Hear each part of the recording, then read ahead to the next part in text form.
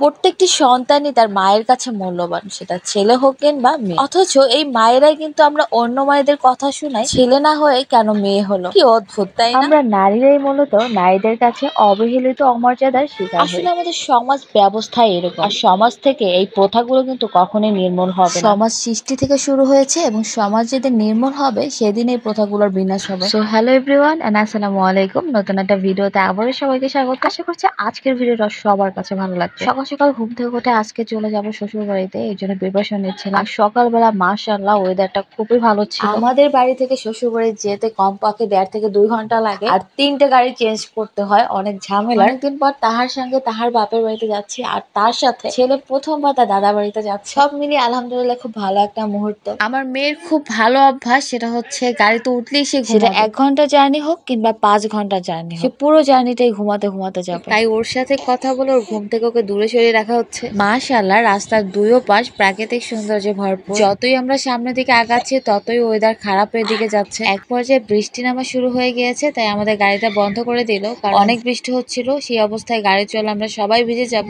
বৃষ্টি যখন একদম কমে গিয়েছে তখন আবার গাড়িটা ছেড়ে দিয়েছে। আমার কিন্তু বর্ষাকাল বেশ ভালো লাগে, তবে এখন যেহেতু ছোট বাচ্চা আছে তাই বৃষ্টিতে আগের মতো করে ভিজতে পারি না। তবে আমার বৃষ্টি আসলে অনেক ভালো লাগে। ছোটবেলায় সকালবেলা যদি দেখতাম আকাশে মেঘ হয়েছে, আল্লাহর কাছে অনেক মনে মনে বলতাম যে আল্লাহ স্কুলে যাওয়ার সময় যেন বৃষ্টিটা হয়, তাহলে আর স্কুলে যেতে হবে না। সেই দিনগুলো আসলে অনেক মজার ছিল। আবার যখন স্কুল চলাকালীন বৃষ্টি হতো তখন ঠিক করে ক্লাস হতো না, আমরা সবাই মিলে অনেক গল্প করতাম, মজা করতাম। অবশেষে আমরা গৌর নদীতে চলে আসছি, আর আমার মেয়েটার মন খারাপ কারণ ওর বাবা ওকে রেখে মিষ্টি কিনতে গিয়েছে। আর বরিশালে গৌর নদীর মিষ্টির নাম শুনে নাই এমন মানুষ কিন্তু খুঁজে পাওয়া যাবে না। ইসরা দাদিমা খুবই পছন্দ করে মিষ্টি, এর জন্য যখনই আমরা যাই তখনই এখান থেকে মিষ্টি নিয়ে যাই। অবশেষে আমরা শ্বশুরবাড়ি এলাকায় চলে আসছি, আর এই যে আমাদের পাবেল, ও আমাদের এগিয়ে নিতে আসছে। এটা কিন্তু অনেক মজা, যখন কেউ যায় বা কেউ যদি আমাদের বাড়িতে আসে আমরাও তাদেরকে এভাবে আগিয়ে নিয়ে যাই। যখন এই বাড়িটার সামনে দিয়ে যায় তখন মনে হয় কেউ পিছন থেকে একটা হাসি দিয়ে বলে, আফা যাইতে আছে তাই দোয়া কইরেন,